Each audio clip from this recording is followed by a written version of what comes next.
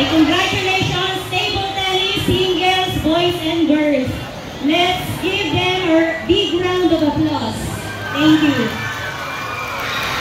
Hello, good morning po. Sa badminton naman po, our third placer, badminton doubles boys, Side Jam Divina and Rejan Kagahan. 1, 2. Our first place po, ang mag-represent po ng badminton singles A, girls, Alitea Biglar of 2nd